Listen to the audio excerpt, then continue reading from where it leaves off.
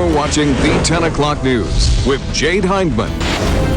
New tonight, police in Anderson are searching for the suspect in a deadly stabbing. Every time I cover this, it is so touching, but many of these World War II veterans got the welcome home they did not receive years ago, but this was the welcome they received tonight.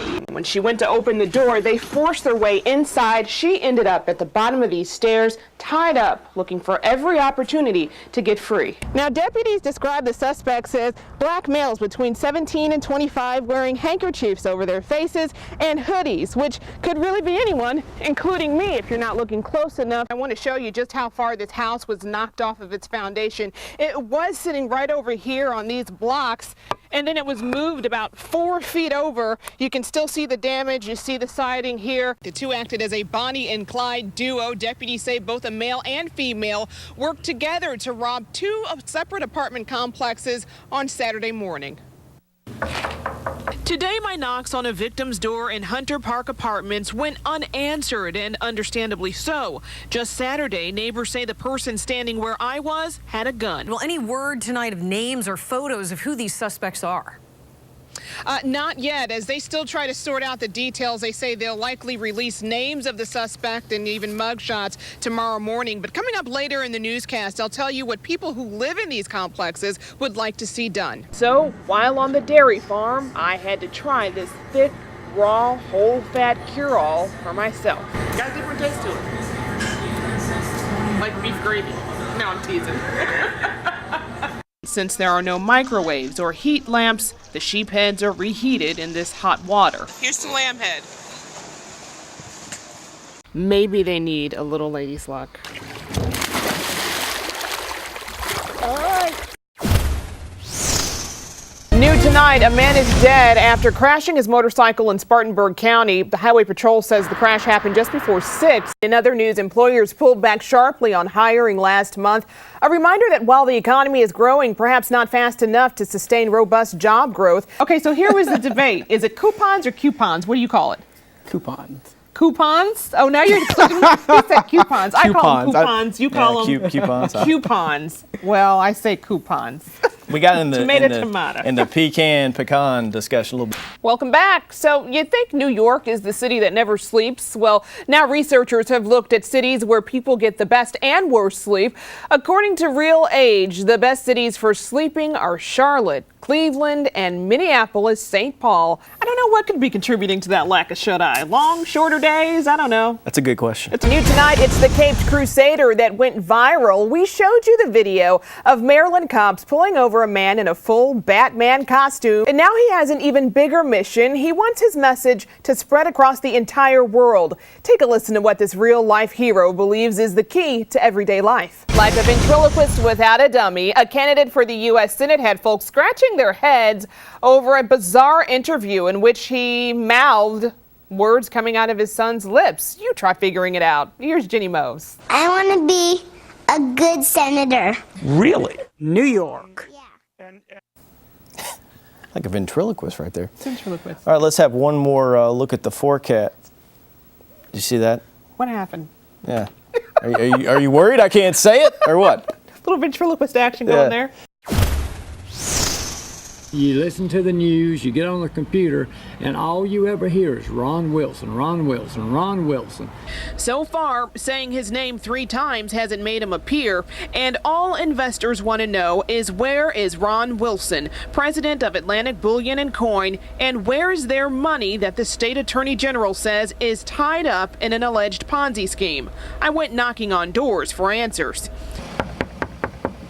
First stop, this farm in Woodruff. He owns Live Oak Farms with his wife, according to his company's website. The animals were in abundance, but no one was in sight. We decided to check his plantation-style home in Easley, where we ran into his wife out in the yard. She didn't want to go on camera and could only say she had nothing to do with it. She wouldn't tell us where her husband was either, so I knocked on the door. And of course, there was no answer. For the hundreds of people who invested in Ron Wilson's company, Atlantic Bullion and Coin, out of no answers grows fury. I don't know what to say.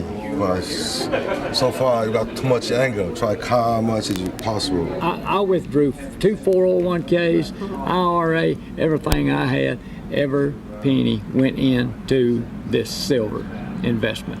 I mean, I have nothing right now. And of course, again, I'm standing here at his Easley office where the Secret Service conducted a raid just last week. And right next door is one of 2 of the offices for Live Oak Farms. Again, that business is owned by Wilson and his wife, according to their website. Looks like no one's been here in a while, though, as these FedEx tags keep piling up on both doors. For now, we're live in Easley. Jade Hindmon, Fox Carolina, the 10 o'clock news. Tonight, they're mourning her loss and rattled by what they say are unwarranted suspicions surrounding their 14-year-old son. I spoke with them exclusively in an interview you'll see only on Fox. 14-year-old Sam Young says he was one of the last people in the neighborhood to see Demaya Woody before she disappeared. I just walked her like right down the street, halfway, and there she went through the cut. And when she went through there, I turned around and came home. And that's when I got in the shower because I had just got off work. He says moments later, her family came knocking at his door wondering what happened to Demaya. I partnered up with my best friend because it was his sister. So we checked like the tall grass and we went back there in the woods and we checked the abandoned house, but we didn't have a light. So I'm guessing that's why we didn't see her. Since Sam was one of the last people in the neighborhood to see Demaya, his family says many people who live nearby are looking to him for answers as to what happened. We all was out looking for her, and now it gets back to us is everybody's pointing a finger at him. And I haven't been asleep. I haven't ate anything. I've been in my room all day. And I'm scared to go out the door because people talking about they're going to shoot up the house. High tensions growing out of few answers as this neighborhood tries to heal from a loss and make sense of what happened. Now, a 14-year-old boy sits under a spotlight, even though he says he was just trying to help. I'm like a safety guy around here. I walk all the kids home.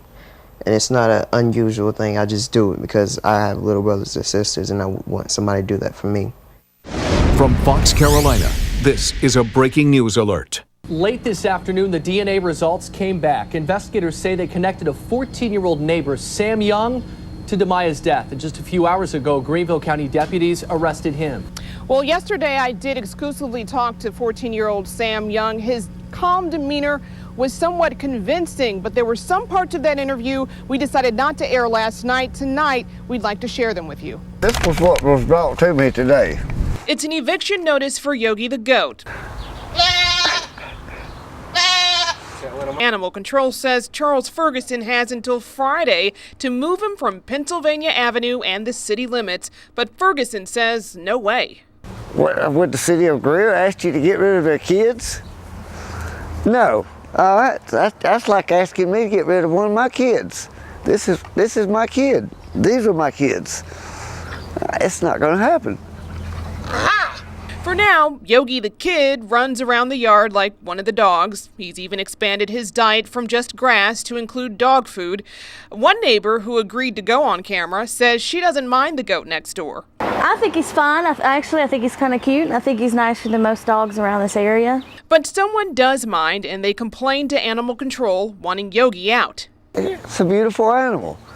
No bigger than knee-high, a fenced-in backyard, does not bother nobody. And the city of Greer is like, you got to get rid of this animal. Ferguson says he got the goat when it was just born, and he's cared for it over the last 4 months. No ordinance will break his attachment. What do you say when they say, why don't you just have dogs or cats like everybody else? I mean, you got the dogs, so why take it to the billy goats? Yeah, well, I mean, you got neighbors over here with cats running up and down across the roads and stuff, and nothing's said. All of a sudden, they're going to take offense to my goat. He says before he gets rid of Yogi, he'll just keep him in the house, and he is even willing to take things a step further. If I have to, I will go to jail for this goat.